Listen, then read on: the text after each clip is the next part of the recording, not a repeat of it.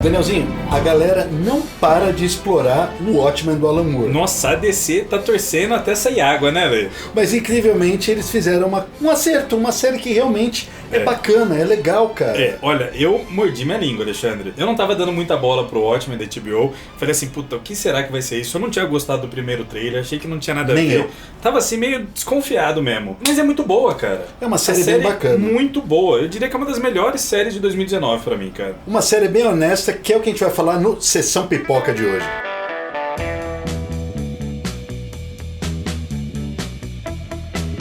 Ô Danielzinho, a gente fala que a DC fica espremendo o Watchmen, e é verdade, né? Você vê, acabou de chegar nas bancas o relógio do juízo final, que curiosamente também é muito bom, né? Essa daqui é a edição 8, ainda não terminou. Acaba na 12 e a última edição acabou de ser lançada lá fora, né? Foi agora mês passado. E foi surpreendente, o Geoff Johns fez um trabalho aqui bem bacana, diferente do antes de Watchmen, que a Panini também está republicando agora em capa dura.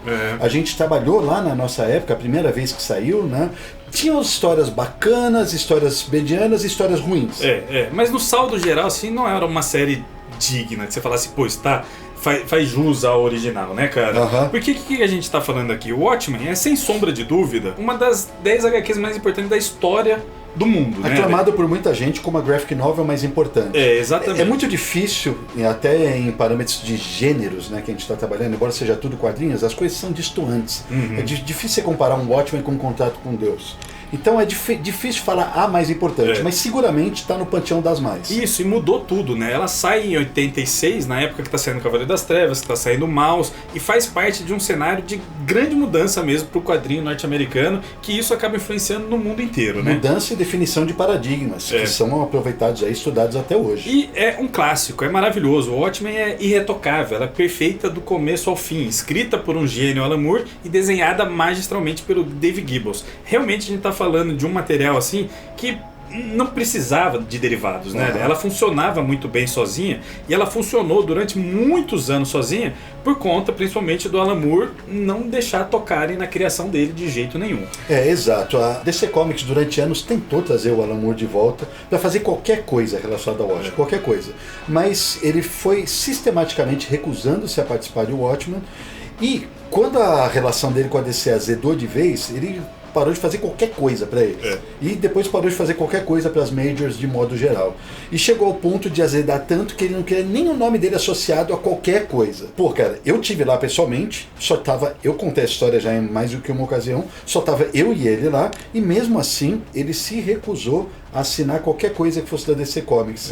Você vê que o cara é consistente, por mais chato que ele seja, as pessoas podem até achar isso, ele é consistente na opinião dele. Ele é super turrão, mas ele é muito fiel aos seus princípios, né, cara? Exato. Portanto, no antes de Watchmen, o nome dele não aparece. Não, saía lá como criador original, né, escritor original. O relógio juízo final não tem menção, personagens criados, não tem nada disso. Mas o antes de Watchmen foi a primeira vez que a DC conseguiu mexer de vez aqui, né, cara? Conseguiu falar, puta, vamos lá, vamos contar então o que aconteceu antes do Watchmen. Como a coisa azedou de vez entre ele e a DC, acho que chegou uma hora que ela desistiu e falou assim, olha, nós temos a graphic novel mais vendida da história, que é simplesmente adorada, não vamos ficar respeitando o posicionamento do cara para sempre. Então é nosso, pertence a nós e vamos fazer acontecer. E aí foi aquilo, né? Foi badalado, foi bem badalado, porque estamos falando desse mundo maravilhoso criado pelo Alan Moore, e na sequência saiu o relógio final, junto com bem próximo aí, na mesma época que começou o anúncio de que viraria a série da HBO, né? Como você bem disse, o antes de Watchmen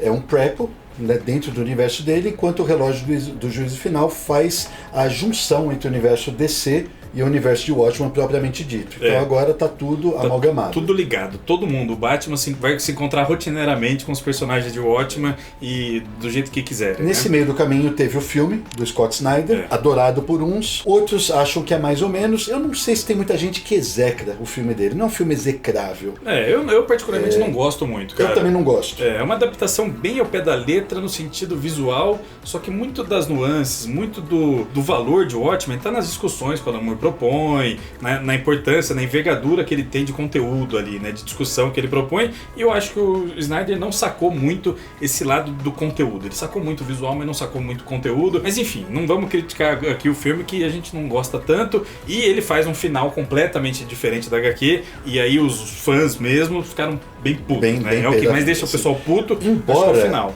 embora o raciocínio dele seja até certo ponto lógico, porra, você mudar justamente a coisa mais icônica da HQ, aí você fala, pô, cara, é difícil, né? Portanto, quando chega a série Watchmen, ela chega cheia de desconfiança mesmo. A expectativa que eu tinha era a mesma que eu tinha pro relógio do juízo final, que eu tinha pro antes do Watchmen, pra qualquer outra coisa. Tipo, pode ser legalzinho, acho que eles vão se dedicar, afinal, HBO é o Damon Lindelof. Falei, pô, eles vão se dedicar ali, mas não tava esperando grandes coisas. Não tava mesmo ali. Eu falei, tudo bem, uma hora eu vejo, né? E comecei a assistir o primeiro episódio, falei, bom, o primeiro episódio é bem legal, bem legal. É morno e tal, mas é bem legal.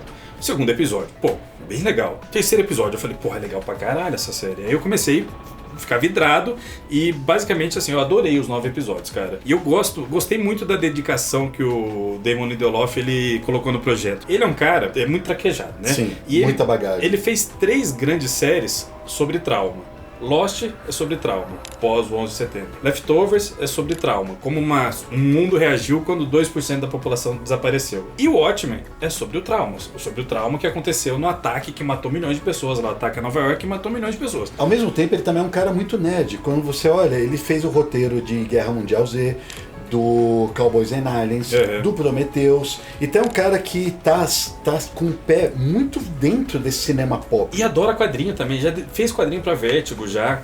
Costumeiramente ele fala, tem texto dele de introdução para trabalhos do Jeff Lemire. Ele é muito interessado por quadrinho, né, cara? E na época da produção do Watchmen, eu lembro que começou, né, aquela polêmica, aquele marketing criado através da polêmica. Ele falou isso, ele cutucou o Alan Moore, o Alan Moore não sei o que, ficou criando essa intriga por conta do Lindelof. E ele fez uma carta para os fãs, assim, uma carta aberta, e publicou no Instagram dele, muito bonita, que ele fala que ele leu o Watchmen com 12 anos, e aí você vê o carinho que ele tem por Watchmen. E aí ele tá abordando um tema que ele gosta muito, e realmente ele tratou muito bem. Pô, Leftovers eu acho espetacular, é uma das melhores séries que eu já vi na minha vida. O Watchmen, ele percebe esse viés do trauma que ele pode abordar, dos mistérios ancorados numa graphic novel com um monte de personagens sensacional. Então ele tinha muito material ali para trabalhar. E trabalhou muitíssimo bem. Sobre a polêmica dele, Danielzinho, chegou um ponto que ele disse assim, olha, eu gostaria muito que o Alan Moore me escutasse pelo menos. Deve ser muito frustrante, né? Do ponto de vista dele, ele vai contato a gente do Alan Moore e fala, vem ver o que a gente está fazendo.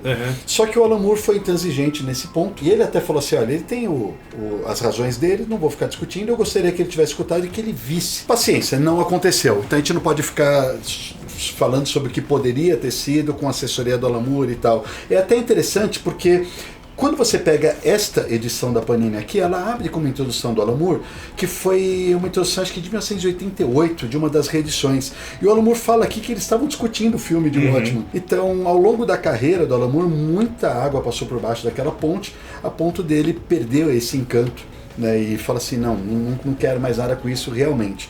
Mas as coisas aconteceram, o filme acabou acontecendo décadas depois e chega a série. A série, acertadamente, galera, pra quem não assistiu, vai ter alguns spoilers aqui, tá? Não tem jeito. Mas a série, acertadamente, ela estabelece uma cronologia real de tempo. Então a graphic novel termina aqui em 1985 e estamos no ano 2019. A série está se passando em 2019. E se passaram esses 30 anos, esse ato aí. 34 anos aí. 30 e tantos anos desde a destruição de Nova York. É totalmente fiel a HQ. Essa foi uma das primeiras surpresas que eu tive, porque o Zack Snyder lá tomou várias liberdades criativas. No próprio Before Watchmen e tal, eles tomam umas liberdades criativas, assim. Eu achei a série, ela não menospreza nada que aconteceu aqui em Watchmen. Foi super corajosa na questão do final lá. Pô, é exatamente o que aconteceu aqui, né? Acredita que essa é a base da realidade que ele queria na série mesmo, exatamente. né? E aí ele toma algumas liberdades em coisas que o Alan Moore não tinha ido a fundo. Ele aproveita para explorar alguns personagens, e eu gosto muito da divisão que ele faz. Ele usa muitos personagens clássicos mesmo, né? Você vai ter o tempo inteiro em tela aparecendo a Spectral, só que não como Spectral, né? Como Laurie Blake. Você vai ter o tempo inteiro na tela o Ozymandias, né? Vai ter menções constantes ao Dr. Manhattan e tal. O único que não aparece propriamente é o Coruja, mas eles dão uma explicação lá. E o Rorschach, porque morreu, né? Só que ele usa muito bem esses personagens e outros tantos de personagens menores de Watchmen e dá o mesmo espaço para ele para personagens novos. E são ótimos personagens, cara. Vamos lá, falando sobre o estofo da série, então. Personagens novos. O que poderia ser o desastre da série, na minha opinião, é o triunfo dela.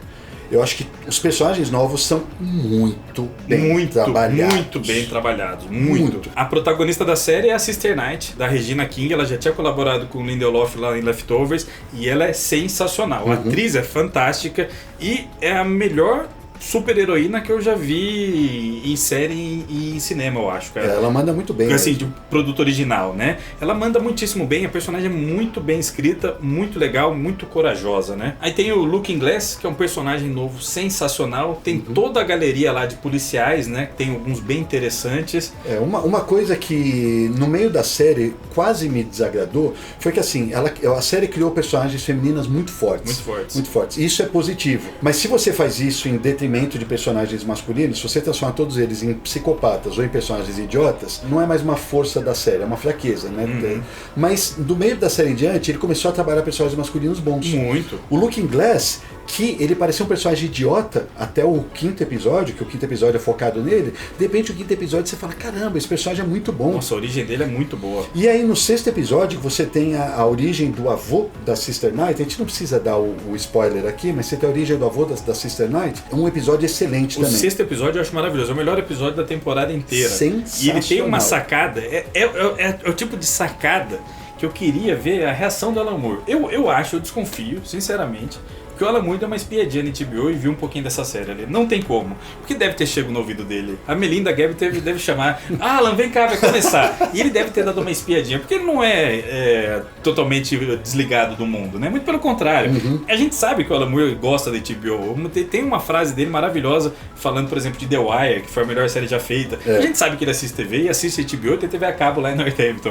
Então ele deve ter dado uma espiadinha. Porque o 6º episódio tem uma sacada, tem um negócio lá, uma revelação, que eu achei sensacional, brilhante, do nível do que o Alan Moore faria no Watchmen, cara. Eu tenho sentimentos controversos em relação ao que o Lindelof decidiu fazer no 6º episódio. Eu achei muito boa a sacada dentro da série, mas ele mexe no cânone.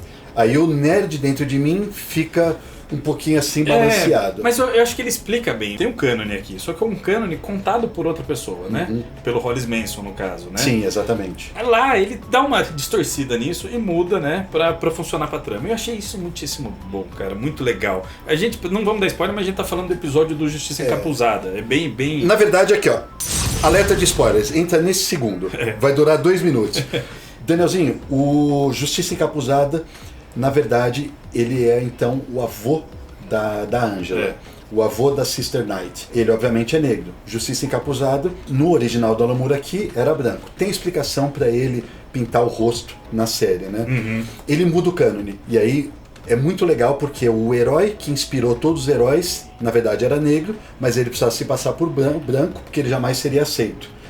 O problema, também pode ser um detalhe bobo, mas o problema é que o aspecto físico dele é diferente do descrito aqui. Que ele é colossal, né? Ele é muito grande, né? O Hollis Manson descreve aqui que o Justiça Encapuzado é o maior homem que ele já viu na vida. Era um cara de 2,20 metros de altura, colossal, tanto que ele supõe que fosse um halterofilista. Quando o Justiça Encapuzado desaparece, juntamente desaparece o Ralph Muller, que era um halterofilista, tá lá, e ele supõe que seja ele. E o protagonista da série é um cara normal. Então eles mudaram a imagem. Ele não é tão grandão assim. Mas, quando ele tá com o uniforme, ele tá paramentado, cara, ele passa um poderzão assim, né? Ele passa um poderzão. Na hora que tá todos os Minutemans lá, você vê, você fala, uma figura grandiosa, então, né, cara? Dentro da série, funcionou. Mas aí ele modifica o cânone. E eu fiquei na dúvida, o nerd dentro de mim gritava, e o apreciador de cinema dentro de mim fala assim, não, mas isso aqui tá do cacete. Eu adorei, eu achei sensacional. Eu gosto muito de alguns recursos que ele usou na série televisiva para explicar o que não necessariamente era verdade aqui em Watchmen, que era colocar aquela série dentro da série, a American Hero Story. Aqui no quadrinho a gente tem um garoto lendo um quadrinho dentro do quadrinho. Na série, o que ele faz? Ele faz uma série de super-herói dentro da série. E nós temos aqui também os textos complementares. Textos complementares. Os textos complementares, a HBO teve uma sacada legal de colocar Piripídias. Não sei se chegou a ver isso. Não. Complementou informação pra caramba. Era um monte de documento, um monte de flyer, um monte de coisa. Saindo no site da HBO, o Piri é um dos personagens. Aquele personagem magrinho que ajuda a Laurie na investigação no começo lá do FBI. Que é o Piri. Paspalho, né? Por isso que eu tô falando de personagens masculinos ruins. Ele é meio bobo. O estereótipo do agente do FBI bobo. Mas ele aí tem a Piripedia, né, que é baseado, sei lá, nos estudos dele, e tem um monte de informação complementar legal pra caramba. Então a HBO fez isso dos textos complementares também existir na série. E tem a série American Horror Story, que funciona como a que a gente tem hoje em dia, né? American Crime Story, não sei o quê. Tem bastante dessas séries acontecendo, né? Do Horror Story também. E o legal é como eles distorcem a informação do que era, de verdade. Aí ele pode distorcer. E ele também dá uma cutucadinha, uma brincadeira ali com os exageros do Snyder, né? Tipo, os uniformes são muito Snyder, tem câmera lenta e tal, não sei o que. Eu gosto muito dessa brincadeira que eles criam. Mais uma camada de leitura interessantíssima pra série. A gente falou da Regina King fazendo a Sister Night, mas tem outros grandes atores na série, né, cara? Porque tem o Jeremy Irons fazendo... Embora seja um ator excelente, pra mim é o ponto mais fraco de todos na série. No meio não da por série, culpa dele. Não por culpa dele, mas no meio da série tava me cansando um pouquinho. Quando ia pro núcleo dele, eu falava, não, esse núcleo tá meio chato, Aí no final mesmo, nos 2 últimos episódios, assim, tem um negócio lá e ele fica bem melhor. A pessoa volta a ser Ozymandias que a gente viu aqui. Porque uma parte ali não parecia muito. Me parece, né? que ele estava sendo reduzido a um mero sociopata que estava aceitando uma situação ali. Você fala, mas esse não é o Ozymandias que salvou o mundo, entre aspas. Bem entre aspas. É bem entre aspas, mas de certo modo o mundo caminhava para o holocausto nuclear. Dentro da lógica dele, ele fez o que fez, enfim. Eu acho que é o ponto mais fraco lá, o desenvolvimento dos Ozymandias. Então a série tem pontos fracos, mas tem pontos muito fortes. E os pontos fortes, assim, se sobrepõem e se destacam muito, né? O exercício de imaginação do mundo, da continuidade do mundo de Watchmen pós-holocausto, eu acho demais, cara. Espetacular, demais. Cara. Tem a recriação de Nova York. Ninguém quer ir morar em Nova York. Eles fazem comercial de TV. Tem o cara do Sopranos aparecendo lá. Tem o Christopher. O Christopher. Tem a maneira como eles desenvolveram o produto do Adrian Veidt, que é o Nostalgia. Sim. E a Nostalgia acontecia de várias maneiras aqui no Watchmen. Perfume, produtos estéticos, assim, né? E eles fazem um desenvolvimento disso. A ideia do Rorschach, de ser uma figura de luta contra a opressão, como isso reverbera 34 anos depois. Cara, eu adorei o lance do Rorschach acabar virando uma figura que inspira ali a 7ª Cavalaria e inspira supremacistas brancos. Teve um monte de gente que criticou isso e tal, mas eu achei totalmente condizente. Porque o que acontece no final de Watchmen? E aí tem spoilerzinho de novo do quadrinho, né?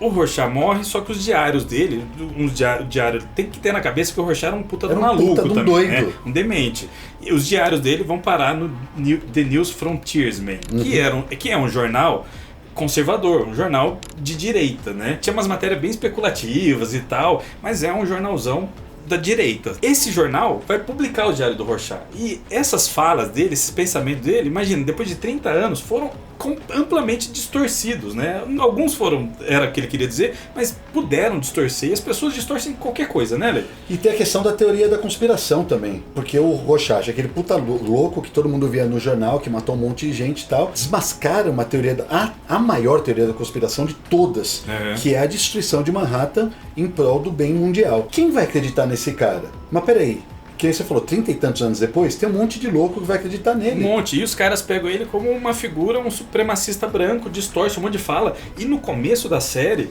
tem um momento lá que eles estão discursando e tal, que eles usam exatamente uma frase do quadrinho, só com uma pequena mudança. Eu lembro disso. Uma pequena mudança, que você vê que eles distorceram os diários do Rorschach a favor deles. E a grande discussão da série é a questão racial. Não à toa ele coloca uma protagonista negra. Não à toa ele faz aquilo no final, que tá deixando também todo mundo aí de cabelo em pé. E aí entra um ponto interessantíssimo, que o ponto mais forte mesmo da série, não é todas as interligações dela com o Watchmen, mas sim embasar num fato real que aconteceu em Tulsa em 1921, de um massacre na cidade, né, que todos os negros foram massacrados. Aquilo realmente existiu. Realmente existiu, mas era tentado apagado da história dos americanos, cara. Isso veio à tona, tipo, recentemente. A galera tava tentando esquecer, porque era realmente um bando de branco maluco que destroçando uma cidade. Mas por quê? Porque naquela época a comunidade negra estava prosperando.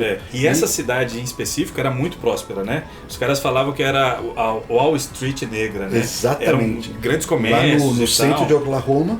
E eles falaram assim, isso aqui não pode acontecer. Então teve aquele massacre, isso daí foi apagado da história. Quando você fala desse massacre de Tulsa, esse núcleo poderia ser contado em qualquer série. Isso que é interessante. Poderia ser uma série só sobre isso. Poderia ser qualquer contexto a contar essa história e as reverberações dela nos dias de hoje. E pior, né? Os fatos gêmeos que se seguem até os dias de hoje. Mas ele pega esse contexto, joga dentro dentro do universo de Watchmen, que é esse universo miraculoso que a gente conhece, e consegue criar uma obra cognoscível. Total. Cara, isso eu achei brilhante. Que diz muito com os dias de hoje. E aí você tem a aproximação máxima. A aproximação máxima com o Watchmen não é só o mundo e os personagens, é as discussões sociais extremamente pertinentes pros dias de hoje, cara. Ele faz isso muitíssimo bem ali. Ele discute um monte de coisa com aquela tranquilidade de quem sabe o que tá fazendo, sabe? Sim. O Watchmen não é só Watchmen porque os personagens são legais, os desenhos são bonitos. E sem medo de polemizar, né? Não, sem não. Medo de polemizar, falando mesmo, sabe? Falando e falando, fazendo isso bem feito. Quando você consegue discutir tudo isso, ser socialmente relevante, com personagens bem desenvolvidos pra caramba, respeitando ao máximo uma obra que a gente ama tanto, pô, você curte pra caramba, cara. Depois, mais pro meio da trama, entra uma personagem nova também, que a gente não falou, que eu adoro, que é a Lady True. E, porra, ela é uma antagonista ali espetacular ali. Ela herdou o trabalho do Adrian Veidt. Ela herda a função dele e tem as mesmas pretensões que ele. Ela quer salvar a humanidade. E, bicho, como desenrola a trama dela, também, puta, personagem muito bem escrita, muito legal, super a ver com o mundo do Watchmen. Então tem várias apresentações de personagens novos e os antigos são super respeitosos, não tem como não gostar. O próprio Dr. Manhattan, eles encontram uma maneira de contar a história dele, de inserir a história dele nesses últimos 34 anos, que é meio ame ou deixo. Novamente eu tive sentimentos controversos, mas é muito bom. O 7º episódio, Deus entrou em um bar, uma coisa assim, pô, episódio bacana pra caramba, cara. E quando aparece desculpa te cortar, mas a Sister Night, ela cresceu em Saigon, e a colocação dela em Saigon não é à toa, porque aparece a infância dela, ela vê os pais e tal, sei que lá, e foi logo depois da Guerra do Vietnã. Lá já tinha sentimentos controversos entre o Dr. Manhattan. O Vietnã que se tornou um estado norte-americano, fez mudar a bandeira dos Estados Unidos, né? Na série mostra bem uma bandeira redonda, tem um estado a mais. E teve uma influência pesada do Dr. Manhattan, do comediante, né? A Lady True Salvador ou assassino, tudo isso. A Lady True é fruto de muita coisa que aconteceu no Vietnã, né? Perfeitamente. Tudo muito amarrado, cara. E a série tem muita referência ao Watchmen. Se você reparar, todo episódio assim, é coalhado de referência. Você vê que os caras estudaram de cabo a rabo, cara. Às vezes são situações assim, escancaradas, facinho de ver, puta, da série e tal. E às vezes são detalhes do livro que a pessoa tá lendo, da bandeira, detalhes de mundo, de cenário, assim, que você fala, puta, os caras ambientaram... A própria inversão de valores, né? A frase ápice do Watchmen é quem vigia os vigilantes. E no final das contas, a presença dos vigilantes e do que aconteceu no pós-holocausto em Nova York acabou levando a uma situação que os policiais estão usando as máscaras. Sensacional. Sensacional. Porque no Watchmen tem aquela lei Keane, né? Que proíbe os vigilantes de atuarem e tal, só se for registrado. Tanto é que o Rorschach fica puto e fala, não vamos registrar nem a pau, né? Depois aí, na série do Lindelof, a polícia sofreu um ataque em 2016, né? Lembra que entrou um monte de maluco e matou um monte de policial. E aí inverte-se isso e coloca policiais se mascarando, escondendo a identidade, que representavam um perigo. Isso é sensacional também, bicho. Aí tá coalhado de momentos sensacionais. Até o filho do senador Keane aparece, tem um papel importante. Falando sobre as críticas sociais e tudo, o Don Johnson, que é apresentado no primeiro episódio, ele tá incrível, cara. Incrível. Na verdade, o primeiro, o segundo, o terceiro, ele tem uma atuação boa junto com a Sister Night e tudo, não sei o que lá, e de repente você descobre uma parada dele e que te leva uma reflexão e fala assim, porra, quantos caras de poder, hoje em dia, não fazem uma coisa dessas, cara. Você tem um totem lá de uma coisa escondida do cara, que o cara não pode mostrar, mas em segredo, porra, cara, o que esse cara tá fazendo? O que esse cara tá falando? Que os bastidores de poder aí, pois né? Esse tráfico de influência aí, né? Do caramba. É sensacional, cara. E assim, você vê o cuidado em todos os aspectos. Técnicos, até trilha sonora espetacular, trilha sonora do Trent Reznor e do Atticus Ross, do Nine Inch Nails, né? Puta, trilha sonora espetacular, escalação de elenco maravilhosa. O episódio, eu não vamos dar spoiler aqui do episódio final em si, mas o último episódio é lindo, lindo, lindo. O jeito que acaba é arrepiante. Vai me fazer ficar pensando nessa série por muito tempo, muito tempo. Eu adorei, adorei. Pra mim é uma das melhores séries de 2019. Antes de encerrar esse programa, a gente tem que dizer que, ao contrário do Alan Moore, o Dave Gibbons deu total apoio pra série, foi um consultor criativo, às vezes aparece desenhos na série e tal, que foi feito pelo Gibbons, e ele tá empolgadaço, né, com o negócio, porque ele realmente viu que é interessante, que é um produto bem feito. Que agora, né, foi. Que agrega muita qualidade. E eu gosto também da postura do Lindelof de terminar. Vai ser esses 9 episódios, era programado 10 episódios, ele percebeu que se tivesse mais um, ia ter filler, ia ter coisa que ele não queria contar. Você vê que o cara tem tudo muito controladinho, né? ele decidiu fazer 9 só para contar a história de maneira perfeita, e ele vê o Watchmen como Fargo, como True Detective, antologia. Pode acontecer de no futuro aí a HBO fazer outra temporada, mas não dá para saber se é antes do Watchmen, se é muito depois. E aquilo, basicamente, essa é a história que ele queria contar. Essa é a história que ele queria ponto. contar. É a história que ele sempre matutou, sempre quis fazer, e acabou sendo uma grande homenagem à série original, né, cara? Uhum. Então funcionou, que foi uma beleza. Se você tem alguma ressalva com o Watchmen, putz, dispa delas e pode assistir na boa, você vai gostar muito. Tem muita gente perguntando tal, perguntaram no nosso Instagram, perguntaram aqui no YouTube, se dá pra curtir a série sem ler HQ. Olha, Acho que até dá, mas que você vai gostar muito mais, assim, ela ganha outra dimensão se você ter lido, sim. digamos assim, se você não leu o HQ e não assistiu o filme Watchmen, que pelo menos te dá um panorama geral da história, você vai ter que prestar 3 vezes mais atenção do que qualquer um aos detalhes. Porque muita coisa é dita por meio de uma imagem, muita coisa é dita por meio de uma propaganda, por meio da série que aparece lá dos Minutemen, e as coisas vão se interligando? Elas vão se interligando, mas é meio complicado de você chegar até o resultado final, né? Então é isso daqui? Tudo bem. É legal. Eles explicam, por exemplo, sei lá, Robert Hager for presidente. Tem uma explicação na série. Mas aí você tem a piada original, né? A conversa original aqui em Watchmen. Tem, sei lá, parece uma bandeira de pirata. Vai aparecer só mais um detalhe do cenário. Se você ler o Watchmen, você vai, puta, que da hora. Você vai ganhar várias camadas de significado e de curtição também, né? Não só isso, como algumas coisas, sei lá, a personalidade da Laurie. A personalidade da Laurie, ela já está estabelecida quando a série começa. Então, para você compreender, a série fala, ela é fruta de um estupro. Tá, mas é mencionado, né? Para você compreender a dimensão de tudo que foi sem ler o Watchmen, Até você entende, mas o nome dela, até ela chama Blake na série, tem uma camada e tem uma dimensão muito maior que você só vai entender lendo o Watchmen, né? Então é bem importante. Se você ainda não tem, compre esta obra-prima, leia e depois assiste a série. Com certeza, vai ser uma degustação muito melhor. E se você chegou aqui no canal por conta deste vídeo maravilhoso da série Watchmen, saiba também que somos uma editora de quadrinho, né, Alexandre? Perfeito, Danielzinho. E estamos com 2 produtos absolutamente sensacionais em pré-venda que vão chegar agora em janeiro aí pra galera. O primeiro deles é Olímpia, que é a continuação da Grande Odalisca. Quadrinho francês, assim, estupendo, maravilhoso. Estupendo. E o nosso primeiro mangá do ano, que é Rohan no Louvre. Exatamente, do Hirohiko Araki, criador de Jojo Bizarre's Adventure, um mangazaço. Eu tenho certeza que se vocês lerem qualquer um daqui, vocês vão adorar. Aproveita o carrinho que você vai fazer na Amazon para pegar o Watchmen e coloca essas 2 pré-vendas e garanta todos os produtos da editora Pipoca e Nanquim. É isso aí, a gente se vê logo. Tchau!